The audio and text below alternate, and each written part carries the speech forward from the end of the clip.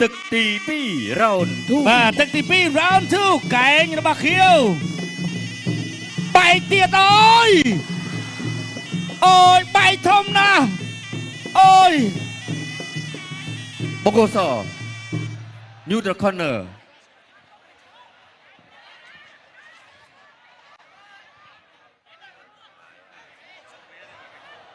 ជូនមកពេទ្យបាត់ទៅហើយ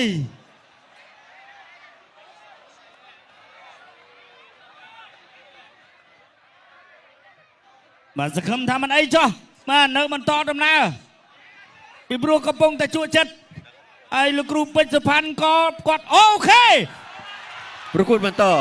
continue to fight ទាត់មួយកែងទៀតពេជ្របាត់មួយដៃរបស់ពេជ្របាត់ទៅហើយបោយអត់ចេញទេជង្គង់របស់ពេជ្របាត់អូយកែងទៀតហើយកាក់បោមួយទៀតចូលដៃបាទនេះជាពានរង្វាន់ Golden Boy បាទมันអាចបញ្ឈប់បានស្រួលទេអីយយមកទៀតហើយមួយដៃកិច្ចបាត់ហើយអីសៃតាឈៀនអាយ៉ាកែងមួយទៀតរបស់បង្គោលខៀវកែងរបស់ពេជ្រសម្បត្តិងើបអត់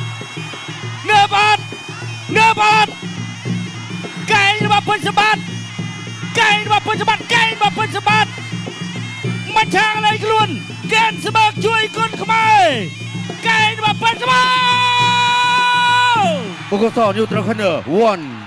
2 ពេជ្រសម្បត្តិ 4 5 6 7 8បុកបាទប្រកួតបន្ត continue to fight ពេជ្រសម្បត្តិអូ បូកូស neutral corner 1 2 3 4 5 6 7 8បុកប្រកួតបន្ត continue to fight មកទៀតហើយបុកកែងមួយរបស់ខៀវហោះកែងរបស់ពេជ្រសម្បត្តិកែងរបស់មកវិញបោកកែងមួយរបស់ខៀវធាក់មួយកែងរបស់ពេជ្រសម្បត្តិបានឈប់អត់បាទ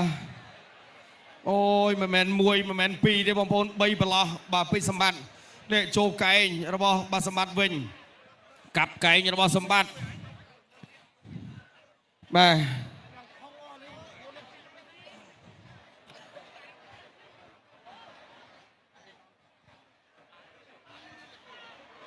បាទ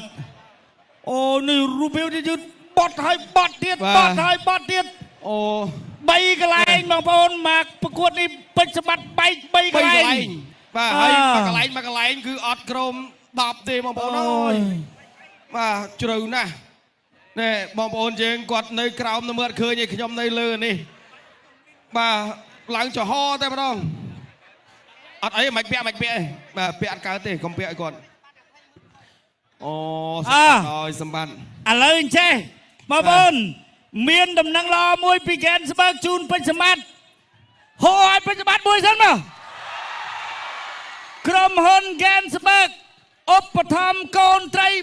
30000កូនឲ្យពេជ្រសម្បត្តិយកទៅប្រឡែងនៅស្រុករបស់គាត់ណែបាទតោះ20000បាទមិន30000ទេ20000កូនបាទអូយបាទយកទៅប្រឡែងនៅកំពង់ស្ពឺកន្លែងណាធំជាងគេសម្បត្តិឥឡូវសម្បត្តិនៅកំពង់ស្ពឺចង់យកទៅប្រឡែងនៅចង់យកទៅប្រឡែងនៅកន្លែងណា20000ណាខ្ញុំអត់សូវស្គាល់កន្លែងធំហ្មងដោយសារខ្ញុំនៅតែស្រុកខ្ញុំអត់សូវបានដើរលេងអត់សូវបានដើរលេងឥឡូវនៅកន្លែងណាដែលអាចប្រឡែងបានក្នុងពីងកន្លែងមានច្រើន20000ណា20000ច្រើនឥឡូវប្រឡែងនៅណាលេងក្នុងវត្តពួកក្លឹបគ្រូផាន់អត់មានកន្លែងប្រឡែងទេប្រឡែង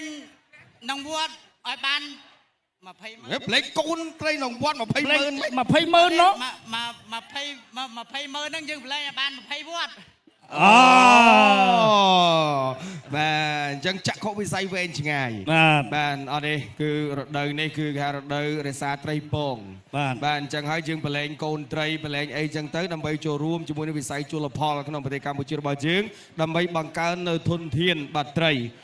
តោះប្រគល់ទុនទីជូនដល់គណៈកម្មការបច្ចេកទេសប្រកាសលទ្ធផលជាផ្លូវការ បាទសូមអរគុណកីឡាករបង្គោលក្រហមពេជ្រសម្បត្តិកម្ពុជាទទួលបានជ័យជំនះដោយវាកីឡាករបង្គោលខៀវមកពីប្រទេសគីគីស្ថានត្រូវ កម្ពុជាក្របី